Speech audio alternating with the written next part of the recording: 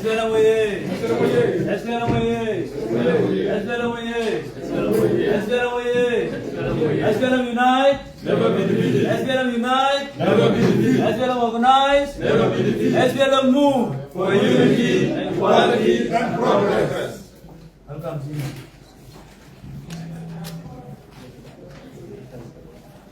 SPLM hukuma vijana. Hukuma vijana SPLM. Hukuma vijana SPLM. SPLM hukuma vijana. SPLM hukuma vijana. Hukuma vijana SPLM.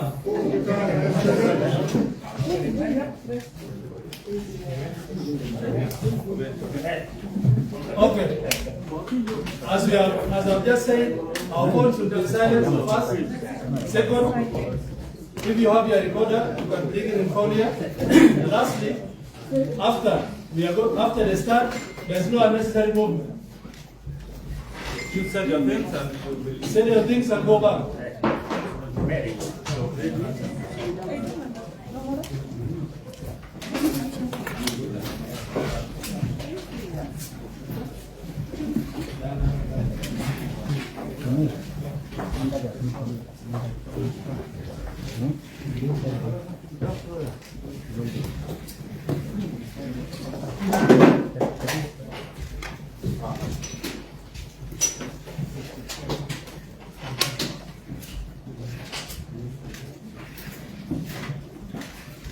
Honorable secretaries, members of the media houses, I warmly welcome you to this press conference this morning. You know very well that we have received a very shocking declaration from our senior member of the SPLM, Honorable Nhial Deng Nhial. On social media, he has made declarations. And this message has come to the SPLM, and this morning the SPLM were ready to give a press conference in response to the declaration that he has made. And with these few remarks, after the press, we will ask you to give some few questions, and from there we will close the press conference. And everybody must put their phones on silence, and unnecessary movement should be stopped, and the place should be very quiet so that our press can go very well to the social media. With these few remarks, I invite Comrade Gov't, the Secretary for Political Affairs, Mobilization and Organization, to read the press conference. Thank you. Thank you very much, Comrade Daniel, Comrade Secretary, members of the National Liberation Council and Political Bureau, ladies and gentlemen of the press, good morning. I just want to read to you this position of the SPLM in response to the defection of Comrade Nhial Deng Nhial. Fellow comrades, ladies and gentlemen, the Sudan People's Salvation Movement, SPLM, received with a profound shock the declaration made on social media by one of its senior members, Honorable Nhial Deng Nhial, on 15th October 2025. Honorable Nhial Deng has been a distinguished and a senior member of the SPLM since its inception, having held numerous key positions within the movement, the government of South Sudan, and the government of the Republic of South Sudan. Within the party, Honorable Nhial served as a member of the Political Bureau and the National Liberation Council. In the current government, he serves as a member of the revitalized Transitional National Assembly, representing the SPLM. Honorable Nhial was one of the leading negotiators for the SPLM during the Naivasha peace talks that culminated in the Comprehensive Peace Agreement, CPA, signed on 9th January 2005. This landmark agreement secured the right to self-determination for South Sudan, leading to the 2011 referendum and eventual independence. Between 2005 and 2008, in the government of South Sudan, he served as Minister of Regional Cooperation, the equivalent of Foreign Affairs. From 2008 to 2011, following the tragic death of Honorable K-DEenk in a plane crash, Honorable Nhial was appointed Minister of SPLM and Veteran Affairs, replica of the current Minister of Defense and Veteran Affairs. Post-independence, Honorable Nhial held several significant portfolios, including Minister of Foreign Affairs, Minister of Presidential Affairs, Presidential Envoy, and Chief Negotiator on behalf of the government for the implementation of the revitalized agreement on the resolution of conflict in South Sudan, RRCS, and the Rome peace process. It is therefore surprising and deeply disappointing that his defection and the subsequent formation of South Sudan Salvation Movement, SSSM, are premised on allegations of government failure to protect lives and property, lack of a comprehensive disarmament strategy, rampant corruption, and economic erosion. Fellow comrades, ladies and gentlemen, it is disheartening that Honorable Nhial seeks public sympathy by blaming the government for recurring inter- and intra-tribal conflicts, citing lack of disarmament, logistical support to the army as the root causes.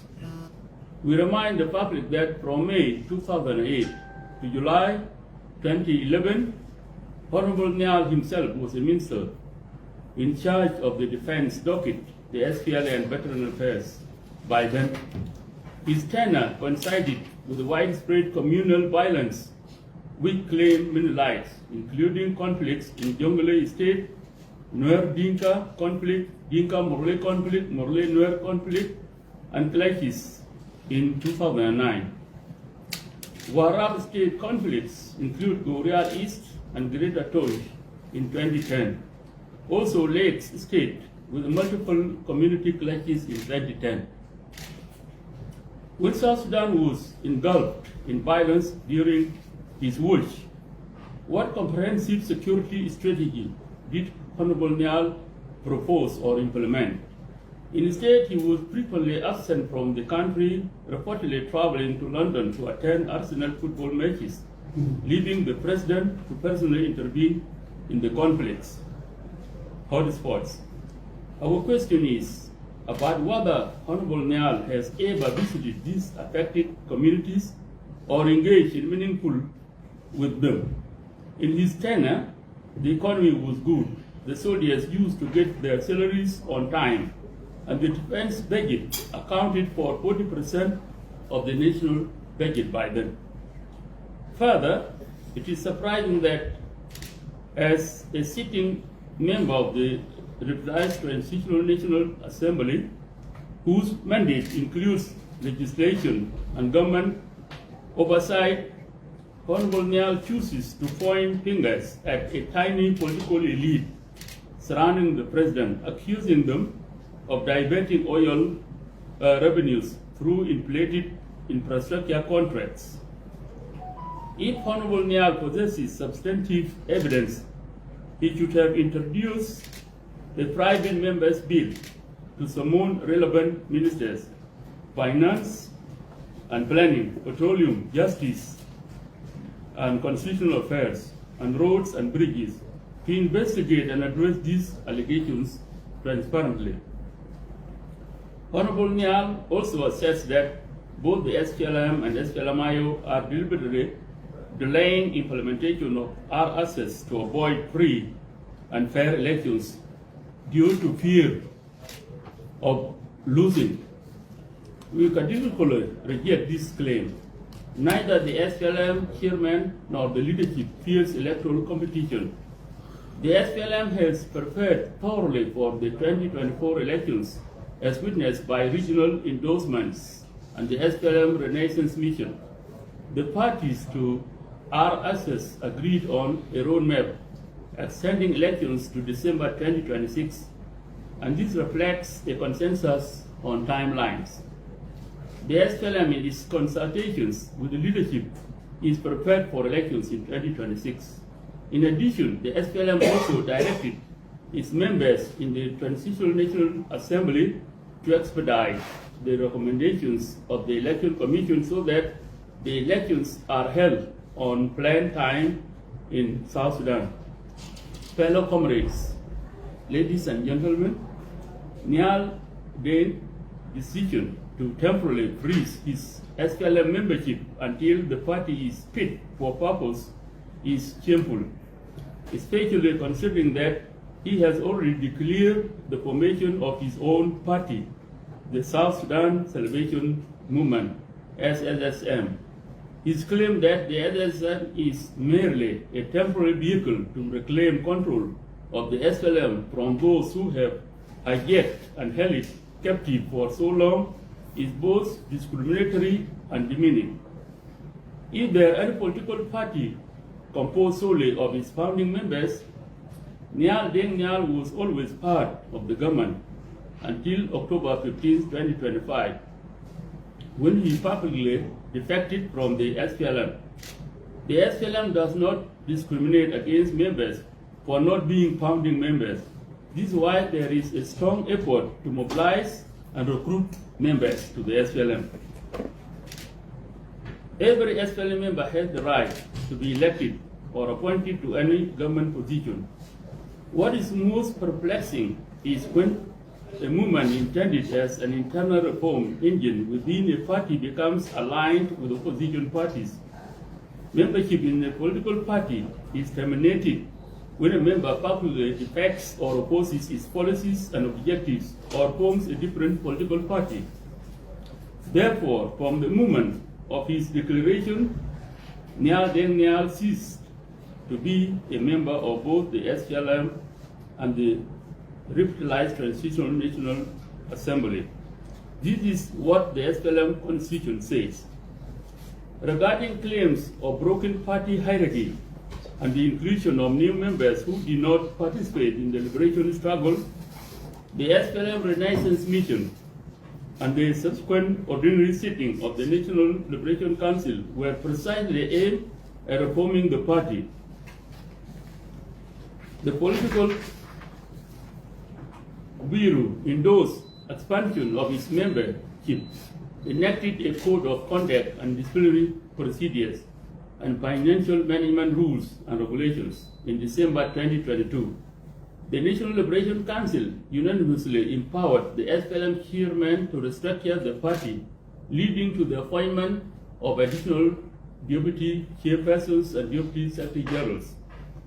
Honorable Nhial was part of these reforms, and it is therefore unfortunate that he now alleges illegal removal of SLM leaders. On economic transformation, the SPLM envisions agriculture as the backbone of South Sudan's economy.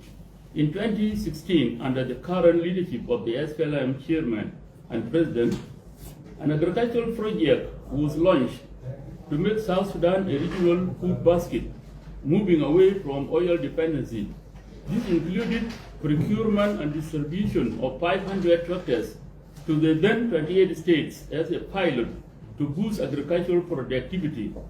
The failure to effectively implement this project at the state level is not attributable to the SPLM chairman, but to the beneficiaries' inability to manage the initiative. Fellow comrades, ladies and gentlemen, Honorable Nhial claimed that the SPLM lost its vision after Dr. John Garang's death, and that SPLM chairman, Comrade Salva Kiir, abandoned the party's original mission. This assertion is unfortunately incorrect. Following Dr. Garang's sad passing in July 2005, Comrade Salva Kiir steadfastly carried forward the vision and mission of the liberation struggle. The comprehensive peace agreement faced a serious threat of collapse, largely due to provocations by the National Congress Party. They sponsored numerous militia groups with the aim of destabilizing South Sudan. However, through the wise leadership of Chairman Salva Kiir, These militias were integrated into the SPLA, effectively neutralizing the enemy's tactics. This strategic move paved the way for the successful referendum that ultimately led to the birth of the Republic of South Sudan. Despite this betrayal by many founding members of the SPLM during the 6 years of implementing the comprehensive peace agreement, each seeking to accept power, Salva Kiir's unwavering commitment to the vision was instrumental in achieving South Sudan's independence, despite ongoing provocations. It is important to highlight that Honorable Nhial appears unaware of South Sudan's current political landscape when he calls for additional political space. What he may not realize is that the SPLM supports a multi-party democracy, evidenced by the existence of 29 registered political parties and 25 unregistered political parties in the country, some of which have minimal or no membership and influence at all. After winning the 2010 elections decisively, SPLM shared government positions with smaller parties, granting them executive roles despite their electoral losses.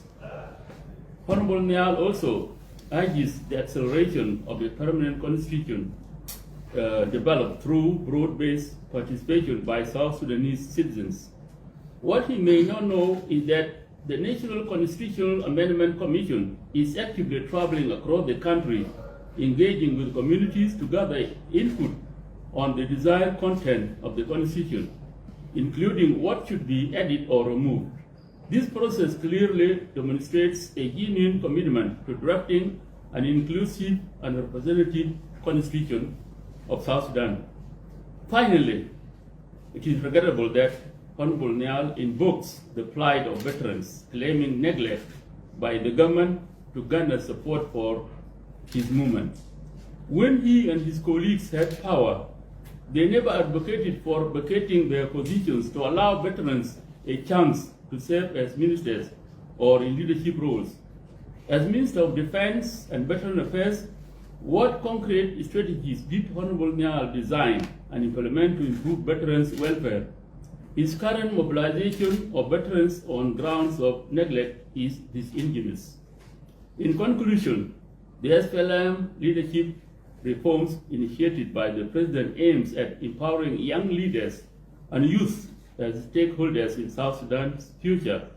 Many of these young leaders, once part of the Red Army, Gauge Armor, or logistical supporters during the liberation struggle, have matured into seasoned leaders. The 2022 SPLM Renaissance and Leadership Reform were designed to ensure that the leaders of tomorrow have their rightful place today. Dear comrades, ladies and gentlemen, the SPLM remains committed to unity, peace, and development in South Sudan. We urge all the members, veterans, and citizens to reject divisions and work together for the country's progress. Moreover, we advise Honorable Nhial to organize his new party along democratic lines and to distance himself from any tendency to cause violence among South Sudanese. We don't want South Sudanese to die again. Thank you so much. SPLM Oye! SPLM Oye! SPLM Oye! SPLM Oye! Thank you very much, Comrade Ukraine, for this elaborate position on the SPLM response. We'll now ask the media houses if you have some questions. We'll only take 3 questions, and it will be answered by Comrade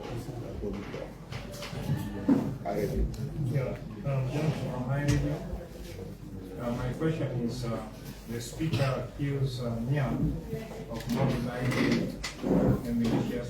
Now the public would like to know which militias, and during the fight that life was also lost, how many people were killed?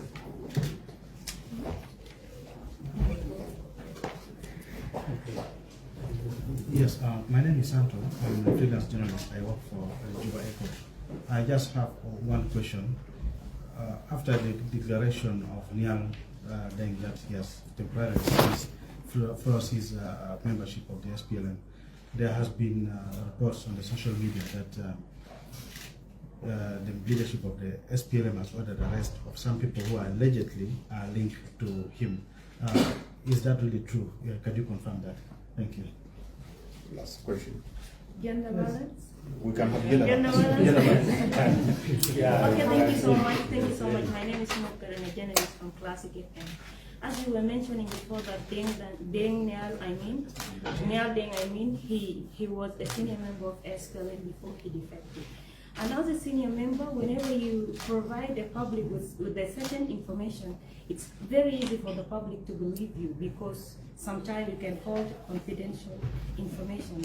And he mentioned something to do with the election, that SPLM is avoiding to conduct elections because they are fearing to lose power as the ruling party. What assurance can you provide to citizens to believe that the election is going to be conducted? Because if you look at how things are now, election has been scheduled for December 2026, and up to now there's no nominations of anyone from a political party that has been reason to be known that he's a candidate for presidency. The constitution making process is still on the way, and the population statistic is not yet done. What assurance can you provide for citizens to believe that election is going to be held and SPLM is not avoiding election?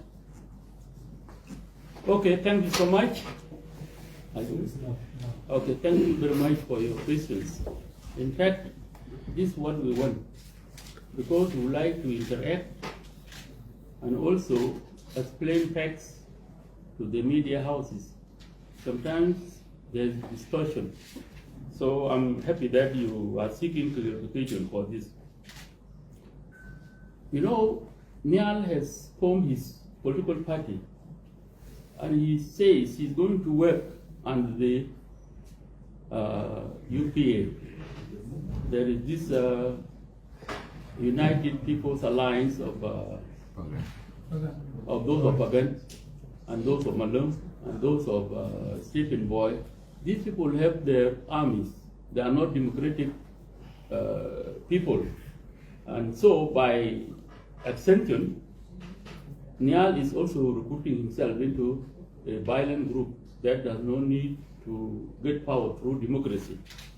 So this is very clear, and actually it may not need a rocket scientist to make an interpretation. That's what it is. The second question by Santo, you know, there's no one that has been arrested as far as I know now. And also, SPLM does not arrest people. You get this one right. If anybody is arrested by the government that has the monopoly on legal system. So we don't arrest people. Let it be clear from today, even when he's arrested, it is not the SPLM that arrests people. SPLM will never arrest anybody. If anybody is arrested, then he's arrested by organs of the government that are concerned with the crimes and security. The other one, about the SPLM avoiding elections, I think it is a common thing. SPLM went out in 2 regions last year, and Comrade Salva was endorsed in Barazal and also in Equatoria, and then we are also preparing to do the same in Upper Nile. And that was because we were ready for elections. And even today we are ready for elections. Where did the problem come from? With that one, the main contender, our partner, the SPLM-IO, refused to legitimize itself by registering, because the first prelude for any political party to play democratic elections is for this party to register in the political parties council. That's a requirement. And up to now, IO is not registered. They are not registered as a political party. And this is what the appeal we were making before, when we were saying, if our son, brother Nhial, is to play politics by forming his political party, he is free to come even to South Sudan. He can register his political party and he can campaign, because the differences among people will be reflected in the political programs. The people of South Sudan will have their choice of the leaders they want. And this is why we are free. And you may recall, we have 54 political parties. 29 are registered, 25 are not yet registered. We are even encouraging that small portion of 25 to be registered if they want to be active politically. Otherwise, you will be like an agitator to roam about and tell people this when you are no longer following the democratic norms. And this is why we need that. As we talk, we have done two things as preparation for elections. We have formed the Political Parties Council with an act that allows any political party to register. We have also the Election Commission that will carry on with this process by educating the people of South Sudan, the voter education, and also establishing offices in the whole of South Sudan. And they have done a lot, in fact. So, and each time we are talking about elections, the handicap, things which were used, were things which do not make sense. They were saying the population census was a requirement. That one was something, it was an activity to be done during the implementation of the revitalized peace agreement. It was not a condition that people must go or not go for elections as a result of that. And so we are saying let one be the link. The other thing also, besides the population census, was the return of refugees and IDPs. We are also saying that refugees left the country voluntarily. If they want to come, it is they who are convinced that they need to come. If they don't want to come, you don't force them to come. Because even the refugees that left the country during La Niña, before some of you were born, are still outside the country. Some are Americans, some are East Africans, and they went out as refugees. During this war of struggle of the SPLM, there were also some people who left the country, did not come back. And there will be no single day that everybody will be inside the country. For instance, when we conducted elections in 2010 and we did the referendum in 2011, there were certain articles of the CPA that were not implemented. The IBA issue, the boundary demarcation was not done. The popular consultations in Southern Kordofan and Southern Blue Nile were not done. And if we were to wait for those things, we would have not even conducted the referendum that gave birth to South Sudan as an independent country. Move out peacefully, establish your political party, and continue propagating for your ideas. Because the people of South Sudan will choose between the programs of the political parties, and the political party that has the best program that addresses their needs will be the party that they will choose. That's what I can tell you. Thank you. Thank you very much.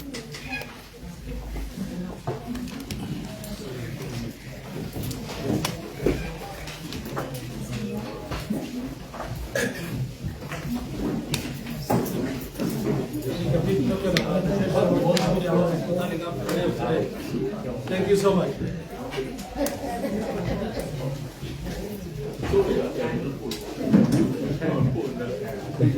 Okay.